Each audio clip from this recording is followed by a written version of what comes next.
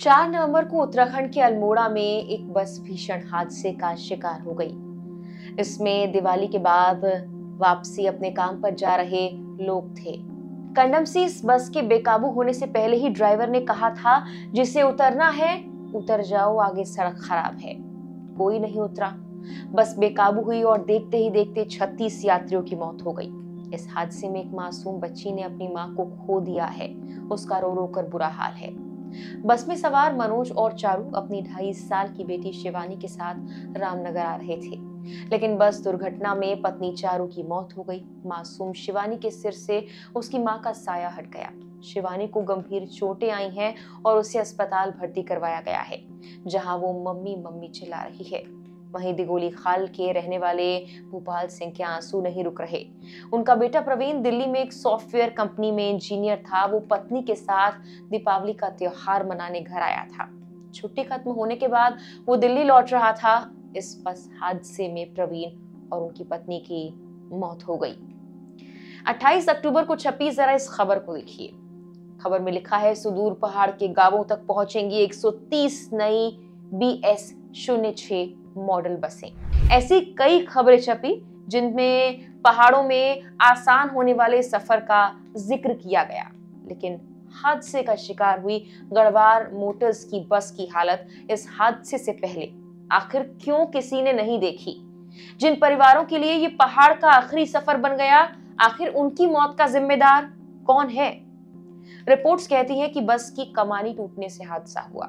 इस बात का एहसास ड्राइवर को पहले ही हो चुका था, लेकिन जैसे पहाड़ों में परिवहन की सही व्यवस्था ना होने के चलते यात्रियों का ओवरलोड बसों में यात्रा करना उनकी मजबूरी बन जाता है, वैसे ही शायद ड्राइवर के लिए भी इस कंडम बस के पुर्जे अक्सर टूटने पर वो हर बार ऐसे ही यात्रियों को चेताता होगा।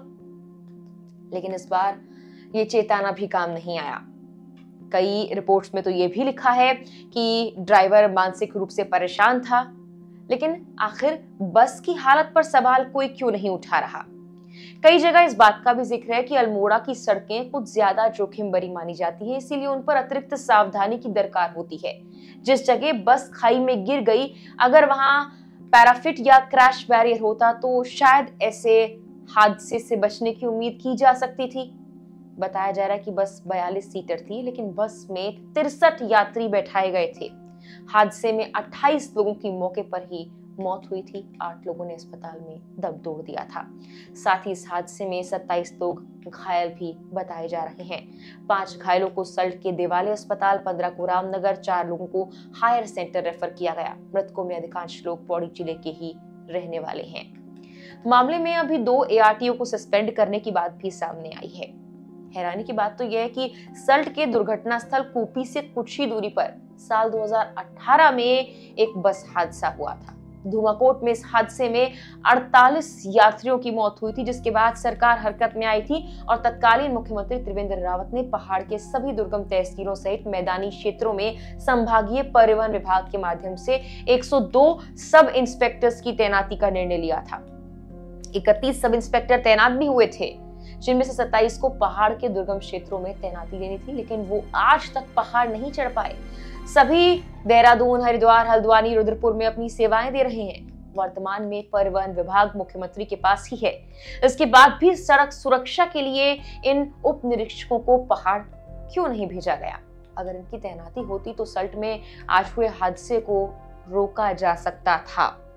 हादसे को लेकर लोगों में काफी गुस्सा भी है। सामाजिक कार्यकर्ता ललित उप्रेती संयुक्त संघर्ष समिति के संयोजक हैं। उन्होंने आरोप लगाया कि घायलों को वक्त पर इलाज भी नहीं मिला। अगर मिल पाता तो बहुत सारे लोगों की जान बचाई जा सकती थी। ललित उप्रेती के अनुसार रामनगर अस्पताल में पहुंचे भाजपा सांसद अजय भट्ट को जनता के आक्रोश का सामना करना पड़ा। उनकी मांग है कि पहाड़ के सभी रूटों पर सरकारी बसें चलाने और रामनगर के सरकारी अस्पताल को PPP मोड से बाहर कर ट्रॉमा सेंटर में तब्दील किया जाए। इसके अलावा मृतकों के परिवार वालों को 20 लाख और घायलों को कम से कम 10 लाख का मुआवजा दिया जाए। फिलहाल के लिए इस वीडियो में इतना ही।